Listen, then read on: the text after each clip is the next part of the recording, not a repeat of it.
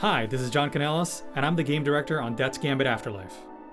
In this video, we'll cover all of the new system changes, talent overhauls, Metrobini upgrades, levels, weapons, and bosses coming with this massive free expansion to Death's Gambit.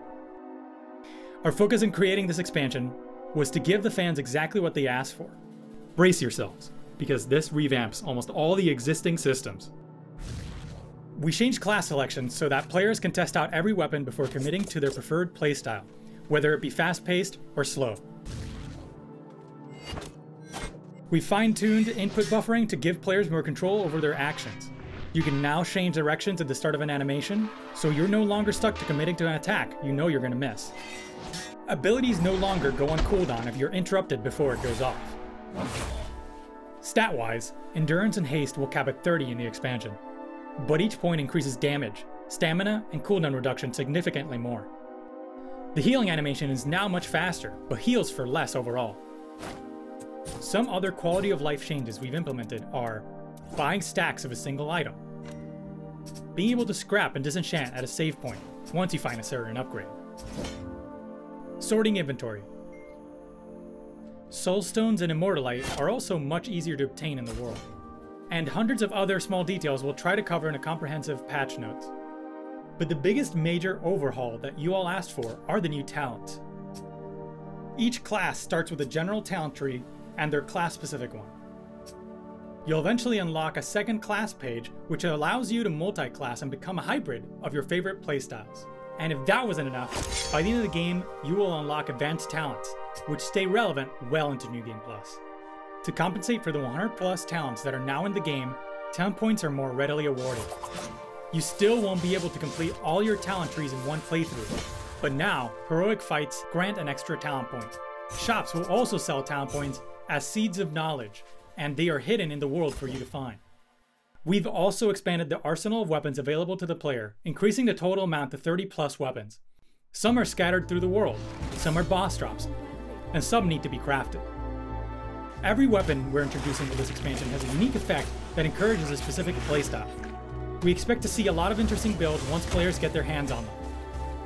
Overall, there's a lot more diversity to the player progression, choice, and expression. Before we get into the meat of this expansion, there are some additional combat mechanics we've added. All weapons now have an alternate attack if it's the only weapon you have equipped.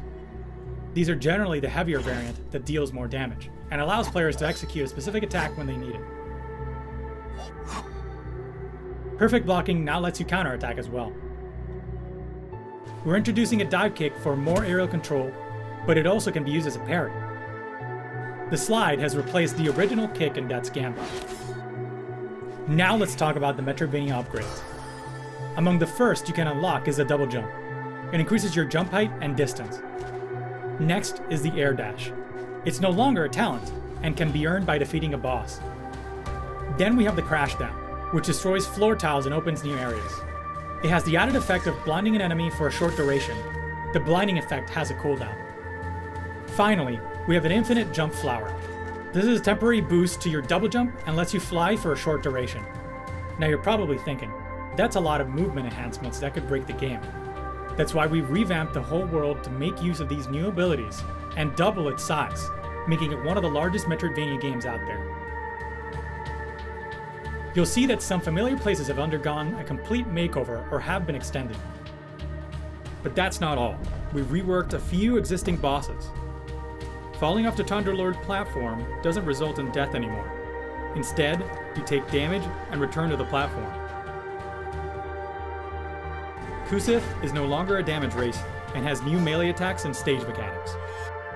Alking mines don't stay in the ground forever and can be destroyed now.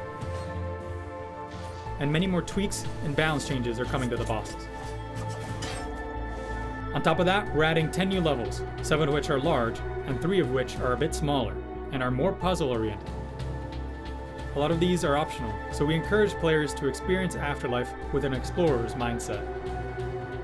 We are also introducing 6 new bosses and continue the story past its current conclusion with alternate endings. Now some of you may be wondering what happens when you load the save file from the original release of the game. If you load an old save file, you will appear in Gaian's Cradle. From there, you must make your way back to Kaer Shorai to complete the original ending of the game. You will soon realize that reaching Kaer Shorai requires a few of the new Metrobini upgrades we discussed in this video. You'll want to re-explore the world again to find these. Who knows, you might find a few new optional areas along the way.